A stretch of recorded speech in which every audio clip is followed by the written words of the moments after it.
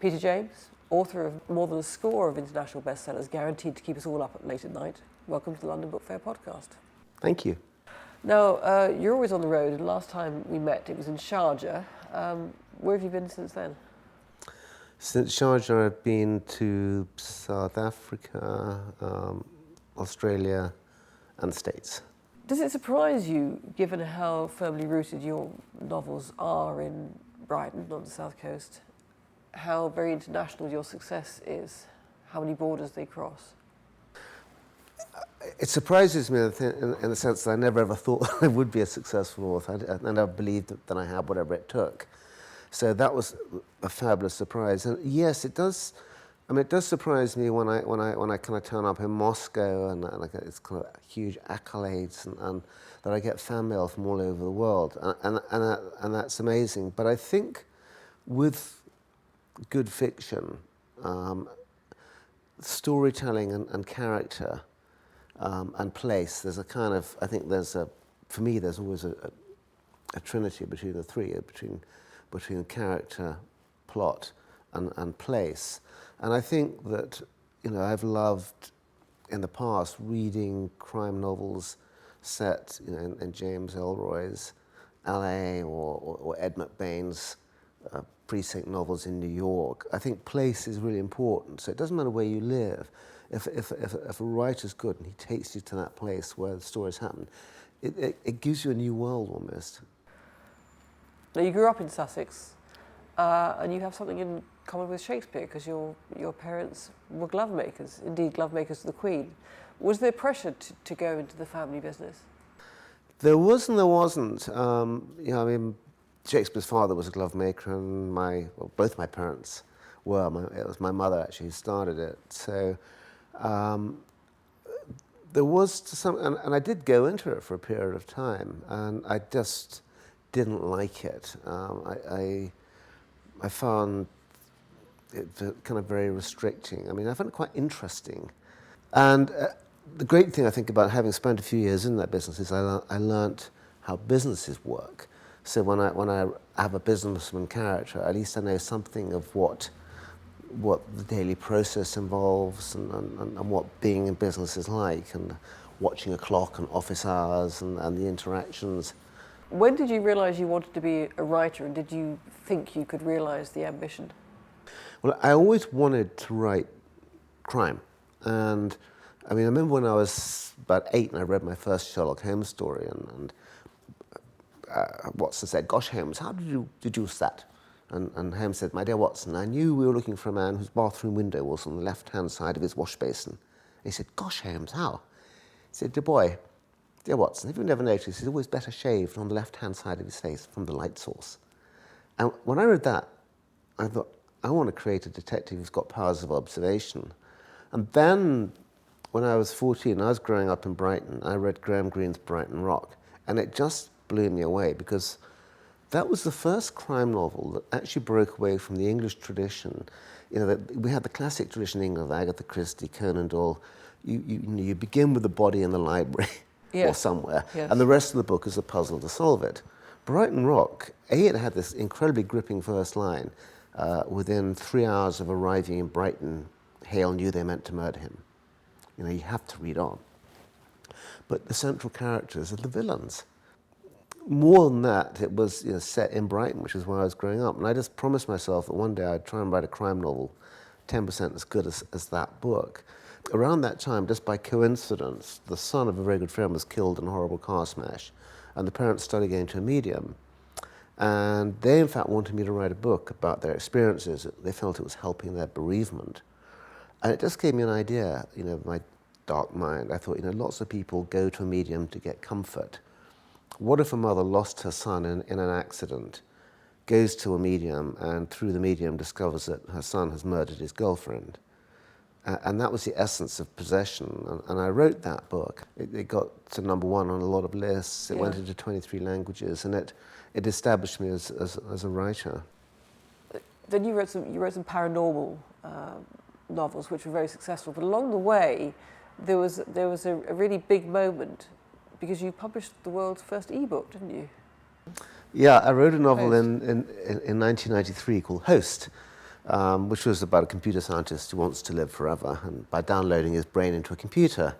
One of the guys at Sussex University who was helping with my research said, "You ought to put this book out on a computer." So I spoke to Andrew Wellham, who was then the head of marketing at Penguin. Yeah. I said, "How about putting the book out on floppy disk?" And he said, "That's a brilliant idea." And it created a worldwide storm. I don't think any of us were prepared for quite how vitriolic the press and media were. I was pilloried on the Today programme for attempting to destroy the novel. The next thing I knew, I'd become, as happens so often in life, an expert in the future of publishing. And I was invited to speak at give the keynote speech at a conference at University of UCLA, University of California, its campus in Westwood in Los Angeles. And I found myself on the podium with Steve Jobs, Nicholas Negroponte, and the chief executive of Time Warner. And I kind of felt an imposter. But I said then, I said, the electronic novel will actually become popular the day it becomes nicer to read than the printed page. And I don't think we're quite there yet, but we're damn close. I think it's fair to say that your career really took off when you began your series of Roy Grace novels, set, of course, in Brighton, your hometown, down there on the south coast. Yeah, that was astonishing. I was asked by Macmillan in about 2002 if I would be interested to create a new detective, and it was like that was a light bulb moment for me. It was like, that's what I've always wanted to do, and I had my detective. I'd spent some years because I realised that the culture of the police is very different to any other profession. They look at the world differently. If we were to take a walk down a street, any high street in London today, take say Oxford Street, and we see two guys looking in a shop window, we'll think they're wondering what they're going to buy. Cop looks at them and goes, "Why are they standing there? Are they doing a drug deal? Are they going to mug someone? Are they going to rob the shop?" And all they do, they're looking at is this. And I wanted to understand their world because in the thrillers that I was writing, I invariably had police characters. And I just, over so many years, built up a relationship with Sussex Police. You've even given the Brighton police a police car. What was the response to that originally? Well, it's quite funny. The first year that we did this, and this was about 4 years ago, because I talked to Macmillan and I just said, look,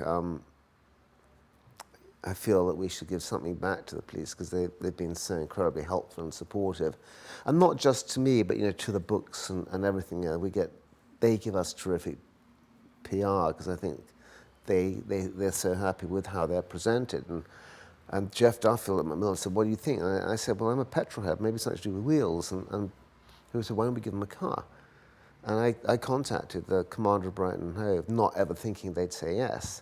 And he said, "Well, we're short of money, why not? That'd be great, and you could have what you want on it." We have to be a little bit careful because it does turn up to crime scenes. So yes. we couldn't have some of the titles of my books like "Dead Tomorrow" or "Dead Like You" on it. No. But it's got Peter James #1 for crime on it. And they've only ever had one letter of complaint, which is a convicted burglar in Lewes Prison wrote to the chief constable saying, "I think it's disgraceful that the police should be expecting sponsorship from a crime writer." He never quite explained what he had against it. Now, at the moment, I think you're competing to have a morgue named after you, which is a tad gruesome. But you also spent quite a lot of time researching. I mean, you've been in morgues. Yeah, more time than's pretty good for me. Yes. How do you cope with all that? Well, I've gotten used to it. But I mean, I remember the first time I went, which was quite a long time back now, probably about 14 years back. And I asked the consultant pathologist at Brighton Hove then, I said, what happens in a post-mortem? And he said, "Oh, why don't you come see?" He said, "Are you squeamish?" I said, "Yeah, I'm seriously squeamish." He said, "You'll be all right." And I arrived on a wet Monday morning, November Monday morning, 8 o'clock in the morning, and there were 3 dead bodies laid out here, 2 men and a lady, both in their sort of 70s, 80s. And I'd never seen a dead body before. It was when they sort of got the bandsaw out and started cutting the skull off, and I just went bright green and I staggered out, and they sat me down and gave me a cup of tea. And then I went back in and I actually stood through all 3 post-mortems. And it was the sheer the thing that really shook me was just the almost savage is the wrong word, but it's seeing a human being like, you know, a piece of pork or beef on a butcher's slab. Yes. And I went, and you keep the smell with you. And I went home that night and I looked at my wife and I thought, and I had to have about 3 whiskeys just to calm down. Then she arrived home from work and I looked at her and I thought, I know what's inside you. And I seriously, I couldn't touch her for about 2 weeks. I'd sort of just, it revulsed me and I'd have nightmares about it. And I came through it. And I'm glad now that I did, because it kind of taught me a lot of respect. Yes. That, you know, there is a lot going, you know, and every police officer is meant to go and see one as well. Oh, you're chair of the Crime Writers Association, which is very successful, very active. There's a great tradition, isn't there, of wonderful English crime fiction? Well, I have to take issue with this tradition of crime fiction. Okay. Because there's a lot of snobbery about it. And I've made it my mission as chair of the CWA to actually go all out in any area that I can to dispel this snob image, because there's a sort of constant tendency to say, well, that's crime fiction, but, as opposed to that's literature. Yes. If you go back to Shakespeare wrote plays because at that time there weren't books, unless you were mega rich. And in any event, most people couldn't read. So if you wanted to be a writer and communicate with people, you wrote plays. If he was writing today, he would be a novelist. Now, what would he be writing? What would Macbeth be? What would Richard III be? Crime fiction. Yeah. I think the popularity of crime fiction is that crime fiction examines more than any other genre, including, and I'm including literary fiction as a genre. Yes. I think it covers what people actually want to read, which is you want a good page-turning story, combined with examining and trying to understand the world in which we live. It does it in a page-turning, gripping way, and I think that is the enduring appeal of it. So, you're author of the day on the Monday at the London Book Fair. Have you been before? Yeah, many times. I like it. I think it's. I just love being those huge rooms just full of books, and you always feel the passion and excitement. You know, all the salespeople are there and the foreign buyers, and I just love the whole atmosphere. I think probably I'll walk around with a swirling sign up my head saying "Author of the Day, Author of the Day." Right. I'm not actually sure what it's going to entail, so I'm quite excited. It's. I guess you can make of it what you will, can't you? And I'll feel very special, very big and important.